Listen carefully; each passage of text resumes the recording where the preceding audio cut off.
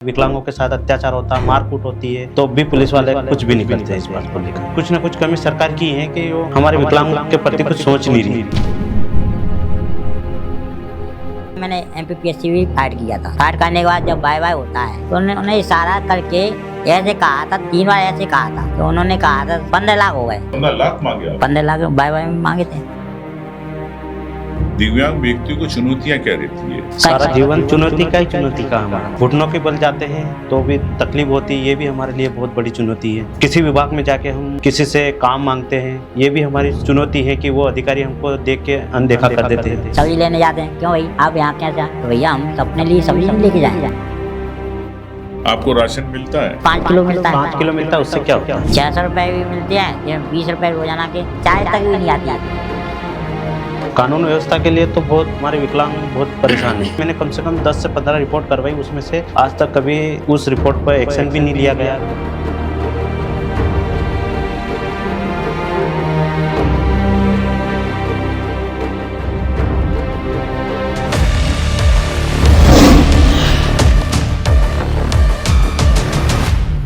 नमस्कार साथियों, मध्य प्रदेश के, और आप देख रहे हैं मेरे साथ जनपक्ष विद उमंग सिंगार।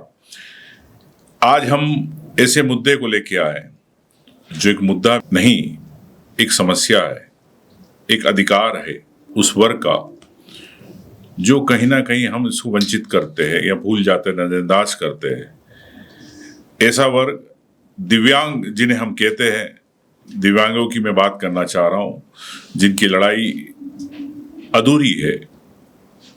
प्रदेश के अंदर लगभग 16 लाख दिव्यांग है, लेकिन इनकी बात कहीं ना कहीं आज की राजनीति के अंदर इनकी आवाज कहीं ना कहीं खो जाती है। संघर्ष कर रहे हैं, कोर्ट में जाते हैं, सरकार के पास जाते हैं, लेकिन इनकी आवाज नहीं सुनाई देती।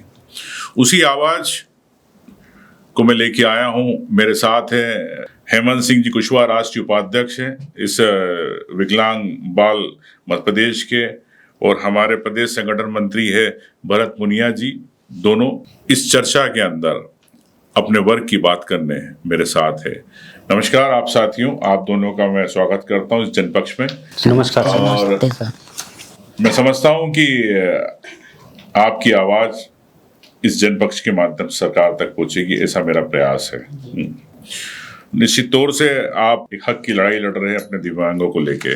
दिव्यांग या विशेष समाज, ये शब्द मैं कह सकता हूं, उनके अधिकारों को लेके जिस प्रकार से आपने लड़ाई लड़ी, आपका व्यक्तिगत अनुभव क्या है दिव्यांगों को लेके? उस पूरी आपकी घटना, ऐसी घटना बताएंगे इस दिशा में जो आप काम करने के लिए प्रेरित करी, मैं ये समझना चाहता हूँ। जो दिव्यांग शब्द है, मोदी जी ने दिव्यांग शब्द दिया है, तो इसका तो हम विरोध करते हैं। क्योंकि सबसे पहले जो निःशक्त शब्द था वो अच्छा था। दिव्यांग मतलब हमारी तुलना एक ईश्वर से कर दी है, तो हमारे अंदर ऐसी क्या शक्ति है जो दिव्यांग मतलब हमारी तुलना ईश्वर से कर दी है। तो इसको तो मैं, जब थाली आएगी उसमें अपने हाथ से रोटी उसको तोड़ के मुंह में नहीं डालें, कैसे चली जाएगी? इसलिए दिव्यांग शब्द का तो मैं बहिष्कार करते हैं मुझसे पूरे मत पेश में। दिव्यांग का मतलब जिस प्रकार से आपने बताया, भगवान से जुड़ा हुआ व्यक्ति, ये डिवाइन, जिसको एक परमात्मा से जुड़ी बात है। जब आप ईश्वर आपने शब्द दिया इस वर्ग को, तो ईश्वर का मतलब ये होता है कि ईश्वर जो सब कुछ देता है, तो उस ईश्वर को लेके आप क्यों विरोध कर रहे हो? इसलिए कर रहे हैं सर, जो मोदी जी जो कहते हैं कि सशक्त है, कैसे सशक्त है? ना तो हमको रोजगार है, तो समान पेंशन होती है वो नहीं है, स्वास्थ्य विभाग में जाएं तो वहाँ भी हमारा सर्टिफिकेट नहीं है। जो सही लोग हैं उनके सर्टिफिकेट बन जाते हैं, तो वास्तव में जो घिसते हुए आते हैं, अभी बस भैया जी आए थे घुटनों के बल, ऐसे लोगों के सर्टिफिकेट नहीं बने हैं। आई करनी तो वही है, इसलिए हम उस चीज़ का विरोध करते हैं। जो दिव्यांग है, ठीक है, जन्मजात रहता है, कई रहते, आपको ऐसी कौन सी घटना प्रेरित करी कि जिससे आपको लगा कि मुझे सभी दिव्यांगों के लिए लड़ाई लड़ना है? आप लोगों ने संगठन तैयार किया जब? मुझे सर अपने घर में ही 4 भाई हैं, मुझसे 4 भाई हैं, जी। एक बहन है। जब मैं पढ़ने जाता था जी। 3 भाइयों तो सक्षम है, उनके अंदर कोई विकलांगता नहीं। मैं खुद विकलांग हूँ। 10वीं तक तो उन्होंने मेरे साथ दिया था। 10वीं बाद तो मैंने खुद अपनी पढ़ाई करके, बच्चों को पढ़ा करके अपनी पढ़ाई चालू की। उसके बाद मुझे लगा कि मुझे कुछ करना है, क्यों घर वाले सपोर्ट नहीं करेंगे। जब तक माँ रहती है तो माँ तो चाहती होती है, प्यारी होती है, वो तो समझती है कि वो बच्चे हैं वैसे ही ये भी बच्चा है, मेरे जाने के बाद इसका क्या होगा, वो सोचती है। लेकिन पिताजी नहीं सुनते हैं। इसलिए मैंने सोचा कुछ अपने, जब मेरे साथ ही अन्याय हो रहा है तो अन्य लोगों के साथ भी। जब आपको समझ आई कि मैं जीवन में विकलांगता के कारण या दिव्यांग होने के कारण मैं कुछ नहीं कर पाऊंगा, तो आपको पूरी मायूसी आई होगी पूरे, इसमें आप सोचते रहते हो। आपके माता पिता आपको देख के बड़े भावुक होते होंगे, आंसू बहाते होंगे। मतलब तो अपनी माँ की आंखों के अंदर जब आंसू देखते थे तुम्हें देख के कि मेरे बच्चे को लेके, उनको तड़प रहती है कि ये ठीक होता तो अच्छा होता, तो उस समय आपके मन में क्या भाव आते थे जब माँ आपको रोती होगी? जब आप क्या सोचते हैं? तो मैं सोचता था, यही सोचता था कि मुझे भी कुछ करके दिखाना है। तो जब तक पढ़ाई नहीं होगी तो कैसे कर पाएंगे।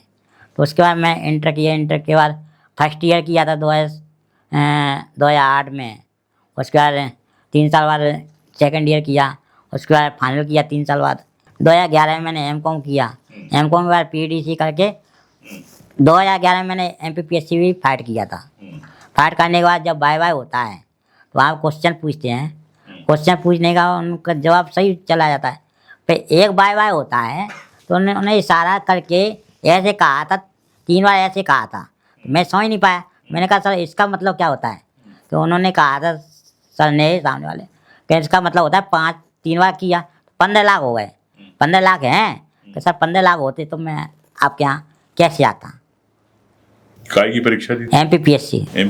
जी सर। 15 लाख मांगे आप? 15 लाख बाय में मांगे थे। वाह वाह वाह। हाँ क्या बात कर रहे हैं सर, आए तो मैं ओवरेज हो गया सर। देखिए, एक भरत भाई ने अपनी माँ के आंसू को रोकने के लिए, उनकी भावनाओं को समझ के उन्होंने पढ़ाई पूरी करी। जब परीक्षा की बात आई, जब MPPSC में आपका नंबर आया इंटरव्यू के समय, या जैसा आपने कहा 15 लाख रुपए मांगे गए, तो आप समझ सकते हैं कि इस सिस्टम के अंदर एक विकलांग, एक दिव्यांग जो एक शब्द दिया है, इन्हें भी नहीं छोड़ा जाता। क्या ये एक इस वर्ग के साथ जिसको नौकरी MPPSC में मिल सकती थी, 15 लाख के कारण, ऊपर से एक तो विकलांग और 15 लाख रिश्वत कहाँ से एक गरीब देता? तो मैं समझता हूँ कि एक बड़ा प्रश्न है। इस प्रश्न को लेके हमारे जनपक्ष के लोग, जो श्रोता, इस बात को समझेंगे किस प्रकार से सिस्टम में, जब एक तो ईश्वर ने पैदा करने के अंदर कुछ कमी छोड़ दी, ऊपर से फिर सिस्टम इन पर मार रहा है। सिस्टम इनसे इनके संघर्ष की गाथा को और लंबी कर रहा है। तो ये कैसे ये लोग, इस वर्ग को संघर्ष होगा, ये आप समझ सकते हैं। मैं समझता हूँ कि ये बड़ी बात है। और आपने एक हेमंत जी, में आपसे संगठन के उपाध्यक्ष, एक बड़ी भूमिका निभाते। आपके निजी जीवन में आप क्या करते हैं? सर निजी जीवन में फैमिली कोचिंग भी चलाता हूँ, उससे और थोड़ा ऑफिशियल काम कर लेता हूँ। पत्राचार बनाना, किसी के जैसे कोई नोट किसी को बनाना है, वो देखकर उससे जीवन यापन करता हूँ। तो कहाँ करते हैं आप? मुरैना में। हाँ, अपने घर पे ही। कितने बच्चे रहते हैं? एक घर में जैसे किसी फैमिली के 4 बच्चे हैं, 4 बच्चों को पढ़ाना, किसी के 2 बच्चे हैं तो उनको पढ़ाना, अलग अलग, मतलब अलग अलग टाइम पे घर पे आते रहते हैं, उससे आपका जीवन यापन चलता है। अच्छा अच्छा अच्छा। मेरे को ये बताइए कि दिव्यांग व्यक्तियों को चुनौतियां क्या रहती है? ऐसी कौन सी चुनौतियों का सामना करना पड़ता है जो विकलांग होते हैं? आप दोनों से पूछना चाहता हूँ। सारा जीवन चुनौती का ही चुनौती का हमारा। हाँ। जैसे हमारे पास, अगर आज हमारे पास उपकरण अच्छा हो तो हम रोजगार कर सकते हैं। हाँ। कुछ सामान बेच के हमारा घर यापन कर सकते हैं। जी। दूसरी बात, हम हर तरह से, जैसे घुटनों के बल जाते हैं तो भी तकलीफ होती है, ये भी हमारे लिए बहुत बड़ी चुनौती है। किसी विभाग में जाके हम किसी से काम मांगते हैं, ये भी हमारी मतलब चुनौती है कि वो अधिकारी हमको देख के अनदेखा कर देते हैं, उससे हमारा कोई काम नहीं हो रहा। जैसे हमने बड़े बड़े कलेक्टर साहब से भी जाके हमारी मांगों को लेकर कम से कम 10 बार हमने ज्ञापन वगैरह दे रहे हैं, ये कर रहे हैं, लेकिन हमारी मांगों पर कोई ध्यान नहीं दे रहे। ये भी हमारे लिए बहुत बड़ी चुनौती है कि हम बार बार संघर्ष कर रहे हैं। हम पहले तो हमारे जेब खाली हैं, फिर भी हम दौड़ रहे हैं, उस बात को लेके बार बार घिस रहे हैं। समाज का रवैया क्या रहता है आप लोगों को लेके? समाज का रवैया सर यही है कि जो हम संघर्ष कर रहे हैं उनको मतलब इन लोगों से, अधिकारियों से ज़्यादा हम लोगों से खुशी हैं। वो लोग बोल रहे हैं कि ये इतना संघर्ष कर रहे हैं कि हम लोगों के बीच मतलब हम लोगों के लिए लड़ाई लड़ते हैं और बार बार जाके संघर्ष जा रहे हैं, दफ्तरों में जा रहे हैं, परेशान हो रहे हैं। तो वो हमारे लिए, हमको देख कर खुशी होती है उनको कि आप काम कर रहे हैं, संघर्ष कर रहे हैं। जी।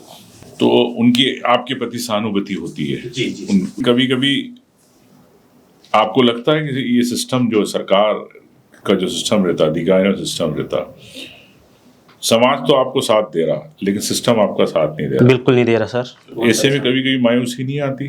सर मायूसी तो हर वक्त आती है, जब जाओ, जिस समय जाओ और उनसे बातचीत करो और उसके बाद तुरंत बाद ही अपने को पता चल जाता है। मायूसी होना ही पड़ता है कि क्योंकि कोई कार्य बस वो कागज फेंक देते हैं हमारा लिया, कोई काम आसानी से नहीं होता है। कागज फेंक देते हैं। कोई काम आसानी से नहीं होता है। जैसे अभी 2018 में एक आदेश पारित हुआ था, जितनी प्राइवेट बसें हैं, रोडवेज बस तो बंद नहीं है, जितनी प्राइवेट बसें हैं उसमें 50% किराए में छूट है, 5 सीट रिजर्व है, लेकिन कहीं भी नहीं है। वो किराया पूरा ले लेते हैं, नहीं देते हैं तो गाली गलौज करते हैं और इतना भी कहते हैं कि मारेंगे नहीं तो चुपचाप खड़ा रहे। तो विकलांग वैसे ही विकलांग है, तो आप ऊपर से हम तो उसको गाइडलाइन को फॉलो करवाने का काम कर रहे हैं ना। तो बस में बैठने की जगह नहीं मिलती? जगह नहीं है, जगह कम, सीट ही नहीं है। हाँ। आप कहाँ जा रहे हो? हाँ। सब्जी लेने जाते हैं, क्यों भाई आप यहाँ कैसे आए? कि भैया हम अपने लिए सब्जी नहीं लेके जाएं। हाँ। ये रवैया है। तो आपने कभी कंप्लेंट करी अधिकारियों को? सर कंप्लेन करते हैं, लेकिन कंप्लेन जो धरातल पर होना चाहिए, लेकिन उसका वो नहीं है, कोई देखता नहीं। कानून व्यवस्था के लिए तो बहुत देखा जाए तो हमारे विकलांग बहुत परेशान हैं, क्योंकि मेरे माध्यम से मैंने कम से कम 10 से 15 रिपोर्ट करवाई, उसमें से आज तक कभी उस रिपोर्ट पर एक्शन भी नहीं लिया गया। विकलांगों के साथ अत्याचार होता है, मारकूट होती है, तो भी पुलिस वाले कुछ भी नहीं करते इस बात को लेकर। कुछ ना कुछ कमी सरकार की है कि वो हमारे विकलांगों के प्रति कुछ सोच नहीं रही, हमको देखा अनदेखा कर रही है। उनके आंखों के सामने हम दिव्यांग दिख नहीं रहे, सिर्फ उनको लाली बहन दिख रही। लेकिन साथियों, मैं आपको बताना चाहता हूं कि हमारे संविधान में अनुच्छेद 41 में हर राज्य को अधिकार है कि किस प्रकार से अपने से प्रदेश के अंदर आर्थिक क्षमता और विकास की सीमा करे, विकास बढ़ाए। लेकिन कहीं ना कहीं हम दिव्यांगों को राज्य सरकार क्यों पीछे छोड़ देती है? क्या कारण है कि हमको संविधान में अधिकार होने के बावजूद भी अनुच्छेद 41 में फिर भी इनको अधिकार नहीं मिल पा रहे? और मैं समझता हूं कि विकलांग सरकार की जवाबदारी नहीं है कि उन पे कोई बोझ बनना चाहते, ना दया की बात है। एक संवैधानिक रूप से उनकी एक सरकार को यदि अधिकार मिले राज्य के अंदर विकास के आर्थिक आधार पर विकास करना, या सभी क्षेत्र की बेरोजगारी, वृद्धावस्था या बेरोजगारों के लिए या विकलांगों के लिए काम करना, फिर भी सरकार क्यों नहीं काम करती? ये हमारा संवैधानिक दायित्व है, लेकिन कहीं ना कहीं हम लोग नज़रअंदाज कर रहे हैं। इस बात पे भी मैं समझता हूँ कि सरकारों को मंथन करना चाहिए। एक महत्वपूर्ण आपने एक बात कही कि हमें कागज फेंक दिए जाते हैं और हमें बस में नहीं बिठाया जाता है। लेकिन अब मुझे आप ये बताएं कि ये तो आपका संघर्ष है, लेकिन विकलांग बल मध्य प्रदेश को लेके आपकी क्या आपने सोचा है कि हम इस संगठन को बनाएं? कब सोचा? 2017 में इसकी शुरुआत हुई थी जी। इसका रजिस्ट्रेशन 2019 में हुआ था। 24 अगस्त 2019 को हुआ था। बिना रजिस्ट्रेशन हमने मेहनत किया। हर शुरुआत इसकी उत्तर प्रदेश से हुई थी। उत्तर प्रदेश से करके करीबन आय की कंडीशन 6 राज्य हैं। उत्तर प्रदेश, उत्तराखंड, राजस्थान, मध्य प्रदेश, छत्तीसगढ़ और हरियाणा, 6 राज्यों में संगठन है। मतलब हर जगह आपकी ब्रांचेस हैं? इसमें मध्य प्रदेश टॉप पे है। अच्छा। मध्य प्रदेश में करीबन 33 जिलों में संगठन है, जिसमें से 10 जिले सक्रिय रूप से कार्य कर रहे हैं। जी। पूरे मध्य प्रदेश में कितने विकलांग है? जो 2011 की जो जनगणना थी उसमें 6 प्रकार की विकलांगता थी, तब तो 8.5 लाख विकलांग थे, और उसको 7 प्रकार की विकलांगता को बढ़ा करके 21 प्रकार कर दिया है। तो आई कंडीशन में 25.5 लाख विकलांग हैं। 25.5 लाख विकलांग हैं आज की तारीख में। और फिर भी पर डे अगर देखा जाए तो पर डे दो विकलांग निकलते हैं। एक तो जो अटैक आता है वो पैरालिसिस हो जाता है, और एक एक्सीडेंटल जिसका पैर कटना, हाथ कटना, ये विकलांगता की आज की तारीख में अब से लेकर शाम तक 2, हमारी तो बढ़ती हो रही ना, विकलांग की संख्या बढ़ रही है, तो 2 आज की तारीख में 2 विकलांग हो गए, संख्या बढ़ी। ये है। आपने हेमंत भाई जब ये संगठन चालू किया तो इतने बड़े पैमाने पे आपने बताया कि इतने लोग हमने जोड़े हर राज्य में, तो जोड़ने का प्रयास कैसे किया, कैसे उन सबको आपने प्रेरित किया और क्या मैसेज दिया आपने? हम लोग जैसे किसी का कॉल आया, भैया हम आपसे मिलना चाहते हैं, हम भोपाल में आए, तो भोपाल 2-3 लोगों से मिले, तो मैंने कहा कि आप ऐसा करो, अपना मोबाइल चलाते हैं, बड़ा क्या चलाते हैं, तो आप ग्रुप बनाइए, उसमें मुझे जोड़िए, जो होगी अपनी बात तो आपसे हम अपनी बात शेयर करें, तो उसके माध्यम से जोड़ने का प्रयास किया। तो आपने एक संदेश क्या दिया, मतलब क्या समस्या है, क्या उनको हमारा उद्देश्य है विकलांगजनों को घर से निकालना। जब घर से निकलेंगे तभी तो वो अपने आत्मनिर्भर बनेंगे, जब घर तक सीमित रहेंगे तो कैसे आत्मनिर्भर बनेंगे। ये मतलब आपने प्रेरित करा उन लोगों को घर से निकलने के लिए, जो घर के 4 दीवारों में बंद है, अपने विचारों को समाज के सामने रखने के लिए, अपनी आवाज को बुलंद करने के लिए। जिस प्रकार से आपके संगठन ने आवाज दी कि आपने बहुत सराहनीय प्रयास किया, और आपका संगठन किस प्रकार से लोगों की सहायता करता है विकलांगों की? अन्य लोगों से सहयोग लेकर के उनको जब पढ़ाई में जैसे किसी स्कूल में जाते हैं तो उनसे संबंधित शिक्षक हैं, संबंध प्राचार्य हैं, उनसे निवेदन करते हैं कि सर से जैसे अपने 100 बच्चे हैं, 100 बच्चे में 4-5 बच्चे तो विकलांग होंगे, कि सर उनकी फीस शुल्क माफ़ कर दें, तो वो मान भी जाते हैं कि जब आप इतना काम कर रहे हो तो हमसे इतना भी नहीं होगा क्या, तो उनको भी खुशी होती है। इस तरह से मतलब सहयोग करते हैं। आपके संगठन की प्रमुख मांग क्या है? विशेष मांग तो जो योग्यता अनुसार है उनको रोजगार दिया है, जो वास्तव में जो विकलांग जो कुछ नहीं कर सकते उनको समान पेंशन दी जाए, ताकि वो आत्मनिर्भर होकर अपना जीवन यापन कर सकें। पेंशन अभी कितनी मिल रही है? मध्य प्रदेश में 600 मिल रही है, गोवा में 3,500 मिल रही है, गोवा में 3,500, 3,500, और हरियाणा में 3,000 मिल रही है। हरियाणा में 3,000? हाँ, अभी आंध्र प्रदेश चुनाव हुआ था, पहले 3,000 मिलती थी और उन्होंने 6,000 कर दी है। दिल्ली में भी अभी 3,500 कर दिए, अभी 3,000 मिल रही थी दिल्ली में। उत्तर प्रदेश में भी पहले 500 मिलती थी, अब उनको 1,000 कर दिया है। छत्तीसगढ़ में 1200 हो गई है। हर राज्य, लेकिन मध्य प्रदेश सबसे कम क्यों? लाडली बहना को 1250? हाँ, 1250, वो कोई मतलब ही नहीं है, तो भी 1250। लाडली बहनाओं में से भी विकलांग भी तो लाडली बहना है, उनको सिर्फ 600 रुपये। उनको 1250 नहीं मिल रहा है, सिर्फ 600 रुपये। उनको विकलांग योजना में डाल दिया, आप ये कहना चाह रहे हो? जी। हाँ, लेकिन वो भी लाडली बहना, वो भी लाडली बहना है। भले वो विकलांग है तो क्या हुआ? जी सर। लेकिन उसको भी 1250। हाँ, तो आप लोगों ने इसकी बात सरकार तक नहीं पहुंचाई? कई बार सर पत्र लिखे सर। सरकार को तो मतलब उन्होंने चुनाव के वक्त वचन पत्र में जो 1,500 रुपए देने की बात थी वो भी अभी तक पूरी नहीं हुई हमारे दिव्यांगों को, विकलांगों को। 1500 बोले थे सरकार ने। चुनाव के वक्त उन्होंने वचन पत्र में लिखा था कि दिव्यांगों को 1,500 रुपये सरकार बनने पर 1,500 रुपये दी जाएगी, बीजेपी घोषणा पत्र में। जी, घोषणा पत्र में। अच्छा। तो वो भी अभी तक नहीं पूरा करा। इसके पहले जैसे हमारे 14-15 महीने की जो सरकार बनी थी कांग्रेस सरकार, हमको बिना मांगे ही उन्होंने 300 से बढ़ाकर 600 रुपये कर दिए, तो हमको उनसे मांगना ही नहीं पड़ा, उसके बावजूद उनने दे दिया। और इनसे हम बार बार मांग रहे, बार बार तरपत मतलब इनके वहाँ जा रहे हैं, पर कुछ भी नहीं हो रहा, ना पेंशन, सुनते भी नहीं है ना इस बात को लेके। तो आप कभी कोर्ट में गए?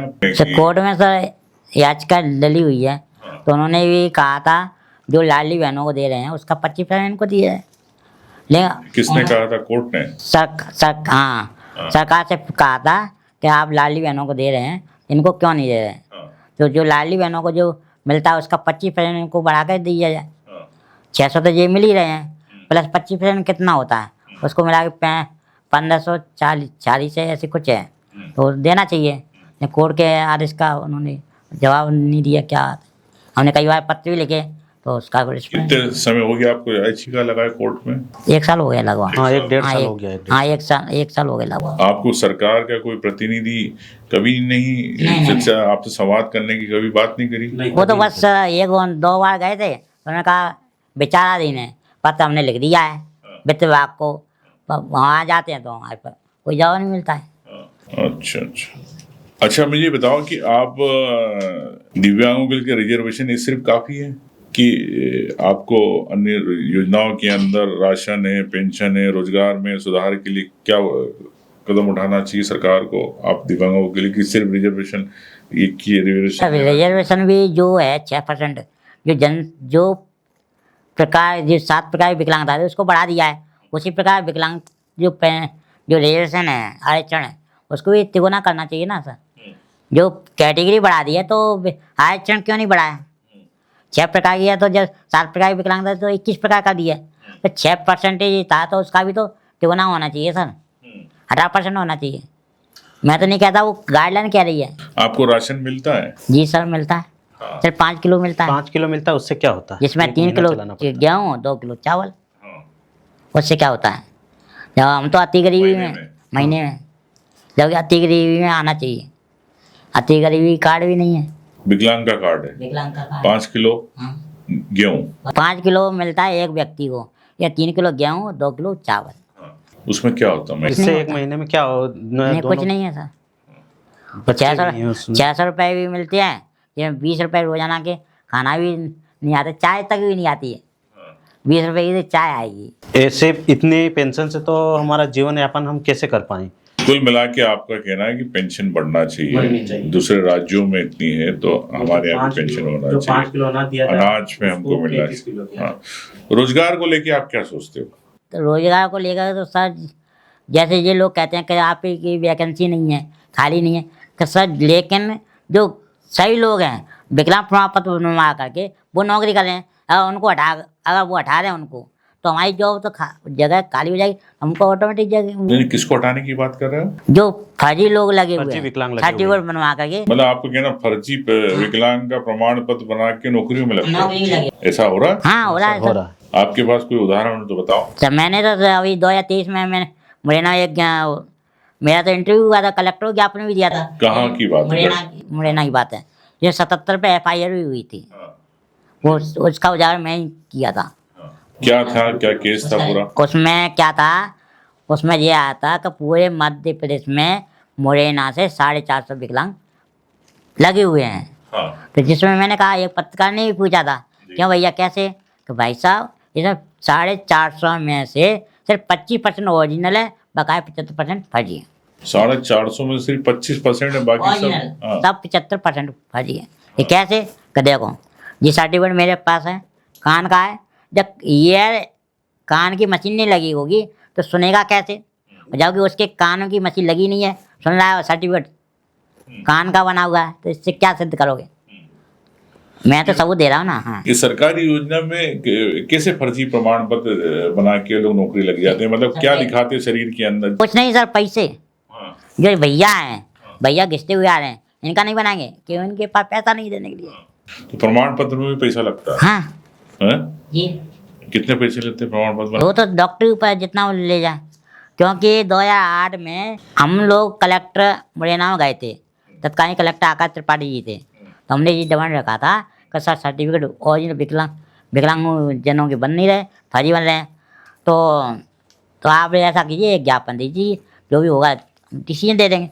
तो हम जैसे 15-20 दिन बाद हम गए, तो जैसे कैबिन चैम्बर से कलेक्टर निकलते हुए आए, तो बोला, उन्होंने मुझे बधाई दी कि कुशवाहा जी आपको बधाई हो। कि सर किस बात की बधाई दे रहे हो? मुझे तो पता ही नहीं ABCD का कि किस बात की। तो उनके स्टेनो आते हैं विनोद शर्मा जी, वो कहते हैं साहब ने आपको अपना प्रतिनिधि बना दी मैं विकलांग मेडिकल बोर्ड का जिले में। तो मैंने कहा सर वैसे ही बना देगा, कुछ कागज लिखित में है कि वैसे ही? अरे विनोद OC इनके पास कॉपी नहीं गई, OC में से निकाल के दे दो। तो वो OC आई भी काम कर रही है। हालांकि मुझे हटवाने का प्रयास किया था कई लोगों ने, लेकिन जो ये मैं मैंने उस बात को उजागर कर रहा हूँ, तो मुझे आप कैसे हटाओगे? आपके लिए तो एक हथियार है ना, जब उसको फर्जी लोगों को पकड़वा रहा है तो कैसे हटाओगे आप? मैं आपसे ही बात कर रहा हूँ, ये है। तो अब जब से मैं उस मेडिकल बोर्ड का सदस्य भी हूँ। आपकी सरकार बाप कहते कि हम आवेदन करते, शिकायत करते या बोलते हैं, निवेदन किया, सरकार ने कभी आपकी सुनी नहीं, आप ये कहना चाहते हैं? जी सर। तो आपने कभी आंदोलन के जरिए आपने कभी तैयारी है आपकी कि हम ऐसे आंदोलन करेंगे, या आंदोलन को लेकर आपके संगठन विचार? कई जगह किए हैं सर। 2018 में 5 मार्च 2018 को भोपाल के अम्बेडकर पार्क में हुआ था, जी। तो जिसमें से करीब 15 दिन की मेहनत में सिर्फ 4000 विकलांग पहली बार जुड़े थे। 7 रुपये का विकलांग, सब अपने अपने खर्चे से आए थे? सब अपने अपने खर्चे से आए थे। हाँ। जो भी हमसे बना उनके खाने की जी। और पानी की जो व्यवस्था थी, तो हमने आप लोगों के सहयोग से करवाया। फिर क्या हुआ? वहाँ पे जिसकी सरकार थी वो तो आए नहीं थे, लेकिन विपक्ष के लोग आए थे, 3-4 लोग और आए थे, तो उन्होंने हमारा मांग पत्र भी लिया। कब की बात है ये? 5 मार्च 18 को। उस दिन शिवराज सिंह चौहान जी का जन्मदिन भी था। जब हमारा कार्यक्रम पहले से ही 8 मार्च का फिक्स था, जब हमने उसको चेंज किया कि क्यों ना हम कार्यक्रम पे ही जन्मदिन बनाए माननीय मुख्यमंत्री जी उस दिन थे? हाँ थे। उनका कार्यक्रम था 3 जगह। हाँ।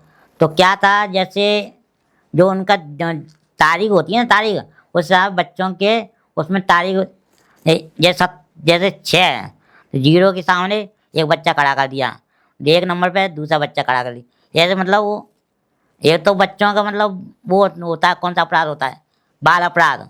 तो वो दूसरा हमने पत्र दिया मानव अधिकार में, तो वो तीसरा विकलांग बच्चे, कब तक बच्चे जन्म, अब आप तो जन्मदिन मना रहे, लेकिन बच्चे कब तक खड़े रहेंगे? ऑटो में तो पहले से ही विकलांग है, खड़े कब तक रहेंगे? आपका पता नहीं कब आओगे। ऐसे मतलब 3 जगह हमने कार्यक्रम करने कराया, तो उनका कहीं नहीं गए, तो वो भोपाल अपने निवास में ही रहे, तब तक कहीं नहीं गए। अच्छा, आपको सरकार, आपने ये धरना प्रदर्शन किया जो आपकी मांगों को लेकर, सरकार का जनप्रतिनिधि आपके वहाँ कार्यक्रम स्थल पे नहीं आया? नहीं, उनकी तरफ से कोई नहीं आया था। उन्होंने कहा था कि आप 2 लोग चलो, तो हमने 2 लोग नहीं जाएंगे, हम कम से कम 11 लोग जाएंगे। फिर आप एक ही दिन बैठे रहे? कितने दिन बैठे रहे? कार्यक्रम 1 दिन का था, क्योंकि सब लोग आए थे, तो अपने पास व्यवस्था नहीं थी। हमारी तो एक ही बात थी कि विकलांग जनों को राजनीति में भागीदारी सुनिश्चित हो। जो विकलांग अधिनियम 2016 में स्पष्ट लिखा है, समान अधिकार जो रिजर्व है वो हर उसमें रहना चाहिए। आपके विकलांगों के अंदर सरकार नहीं सुन रही, इसको लेके गुस्सा होगा? हाँ बिल्कुल। 6 महीने के अंदर अंदर भोपाल में कम से कम जो परसेंटेज है 25.5 लाख, उसमें से कम 5% लोग हम यहाँ पे एकत्रित होंगे 6 महीने के अंदर। हर जिले में, अलग अलग जिले में हम धरना प्रदर्शन कर रहे हैं और ज्ञापन भी दे रहे हैं। ये विकलांग बल के माध्यम से हम पूरे मध्य प्रदेश में। आपके मुद्दों को सरकार नजरअंदाज कर रही है, आपके अधिकारों को नजरअंदाज कर रही है। इसको आप एक वोट बैंक के जरिए कैसे बदल सकते हो कि जैसा अभी सरकार या पार्टियों को लगता है कि ये वोट नहीं है? अभी हम करीब 4-5 दिन पहले की बात बताते हैं।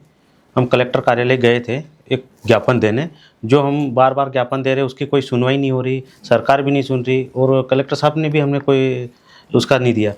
तो वहाँ पे बैठे थे हम, तो उसी समय आशा कार्यकर्ता का भी उनका ये आ गया था रैली, तो उसमें बैठे बैठे हम सुन रहे थे कि आशा का काम हो जाएगा, पर इनका किसी वहीं कलेक्टर कार्यालय से किसी अधिकारी, बड़े अधिकारी के मुंह से हम नीचे ज़मीन पे बैठे हुए सुन रहे हैं। वो बोल रहे हैं कि क्यों इनका विकलांगों का क्यों नहीं पेंशन बढ़ रही, क्यों इनकी मांगे, क्या काम, क्या कारण क्या है। तो वहीं से कलेक्टर कार्यालय से एक मतलब अधिकारी ने, किसी ने धीरे से बोला है कि अरे इनका वोट बैंक कम है। तो हम उनको ये कहना चाहते हैं कि अगर हम इस विकलांग बल के माध्यम से हमने इतने लोगों को जोड़ा है कि आपको वोट बैंक का पता चल जाएगा इस बार चुनाव में, क्योंकि 17 लाख विकलांग उस समय थे जब चुनाव हुआ था उस समय। तो आज हमारा 25 लाख विकलांग हो गए हैं। विकलांग में 25 लाख अगर वोट माना जाए तो उसका एक व्यक्ति के हमारे पास, जो एक विकलांग है उसका 5 से 3 वोट हमारे फाइनली हैं। तो उसके माध्यम से उसके वो तो हैं, पर उसके साथ साथ हमारे पास विधवा महिला भी हमारे संपर्क में है सारी, जिनको पेंशन मिलती है, और उसके साथ साथ बुजुर्ग दादा दादी वो भी पेंशनधारी है। उनसे भी हमारी चर्चा, हम गांव-गांव जाके उनसे संपर्क बना के, और छोटे-छोटे गांव में पंचायतों में जा के हम 100-200 लोग एक इकट्ठा करके और उनसे मीटिंग ले रहे हैं, और वो लोग हमारे साथ खड़े होने के लिए तैयार है। तो हमारा वोट बैंक हम तैयार कर रहे हैं। इस बार सरकार तैयार रहे कि हमारी वोट बैंक कैसी है और क्या होगा। मुनिया जी ने बहुत बड़ी बात करी है कि वोट को लेके अधिकारी इसलिए नहीं सुनना चाहते, सरकार इसलिए नहीं सुनना चाहती है कि आपका वोट नहीं है। लेकिन जिस प्रकार से आपने बताया कि 25 लाख दिव्यांग है, विकलांग है इस प्रदेश के अंदर, 25 लाख अगर विकलांग है और अगर एक परिवार में 4 से 5 वोट है तो मतलब 1 करोड़। तो सरकार को मैं लगता है कि चेतावनी है इस विकलांग संगठन की तरफ से, अगर आपने ध्यान नहीं दिया तो ऐसा नहीं कि 1 करोड़ वोट जो इनके परिवार के मिला के है, कहीं सरकार के लिए खतरे की घंटी है, मैं कह सकता हूँ इनकी बातों पे से। एक बात और मैंने देखा है कि आप लोगों को वोट पोलिंग बूथ के लिए रैंप बना दिया जाता है कि उससे आप चढ़ के आपकी ट्राइसाइकिल चली जाए, वो वोट दिया। ऐसी कोई सुविधा नहीं होती, अधिकतर जगह रहता है मोस्टली। ऐसे तो नियम है, कानून है कि हर जगह ट्राइसाइकिल का रैंप होना चाहिए, ढलान वाली, उस पर चढ़ के चले आओ। तो मैं ये कह सकता हूँ कि ये इस बार इनकी ट्राइसाइकिल अगर पोलिंग बूथ पर चढ़ेगी तो कहीं ना कहीं जिस प्रकार से आपने चेतावनी दी सरकार को, तो कहीं इस वोट बैंक को नज़रअंदाज नहीं किया जाना चाहिए। सरकार को इनकी समस्याओं पर ध्यान रखना चाहिए। और मैं समझता हूँ कि वोट बैंक के नज़रिए से ना देखे, इनके अधिकार, इनके संविधान के अधिकार है, इस पे भी सरकार को विचार करना चाहिए। अगर हम लोग अगर सरकार चलाते हैं और हम लोग अगर जनप्रतिनिधि है, तो जनप्रतिनिधियों का प्रयास होना चाहिए कि हर वर्ग की बात होना चाहिए। निश्चित तौर से कहीं ना कहीं नज़रअंदाजी होती है, लेकिन इंसानियत के नाते, इनके अधिकार के नाते, संविधान के, इस पे सभी को, हम सबको मिलके, समाज के सभी वर्गों को मिलके विचार करना चाहिए, मैं ऐसा समझता हूँ। मुझे एक ये बताइए हेमंत भाई कि आपने किसी दिव्यांग की कभी मदद की होगी आपने संगठन के माध्यम से? जी सर। ऐसी कोई घटना बताओ कि जिससे उसके चेहरे पे मुस्कान आई? जी सर, आपको लगा कि आपका प्रयास सफल रहा? 2017 की बात है। एक लड़की विकलांग है, उसकी शादी भी हुई थी। तो उसके पास मतलब उसके पापा जी बुजुर्ग थे, फिर माता जी दूसरे घरों में झाड़ू पोंछा बर्तन करती थी। तो उसको हमने आप लोगों के सहयोग से फ्रिज, कूलर, जितना सामान दहेज का पूरा सामान दिलवाया था। इतनी खुश हुई थी, इतनी खुश हुई थी, बहुत ज़्यादा। ये हमें मतलब एक बार किया था, लेकिन हम अभी भी कहते हैं कोई भी आए तो सही, हमें जब तक नहीं बताए हम कैसे पहुँच जाएंगे। लेकिन मैं यही कहना चाहूँगा कि जो घर के अंदर लड़कियाँ हैं, वो जब तक बाहर निकल के नहीं आएंगी तब तक कुछ नहीं, अपने आप को नहीं समझ पाएंगी। बच्ची भी खुश है? हाँ, खुशी है। पहले क्या करती थी वो बच्ची माँ के साथ सहयोग करती थी, झाड़ू पोछा वगैरह जो आपने बताया। हाँ, और अभी क्या कर रही है? अब खुद बच्चों का पालन पोषण कर रही। मतलब अच्छी जगह उसकी शादी हो गई। तो ये आपने एक प्रयास किया, एक विकलांग को किस प्रकार से सहारा देके उसके चेहरे पे मुस्कान लाने का प्रयास किया है। ये एहसास है कि किस प्रकार से विकलांग भाई आपस में अपने वर्गों का वो सहयोग करते, किस प्रकार दहेज का सामान दिलाया। जहाँ झाड़ू पोछा लगाने वाली एक लड़की विकलांग बहन, उसको उन्होंने एक अच्छे परिवार में शादी कराई और उसकी शादी सफल रही, जैसा आपने बताया कि बच्चों के साथ खुश है भी वो। तो मैं समझता हूँ कि यही एक सेवा होती है।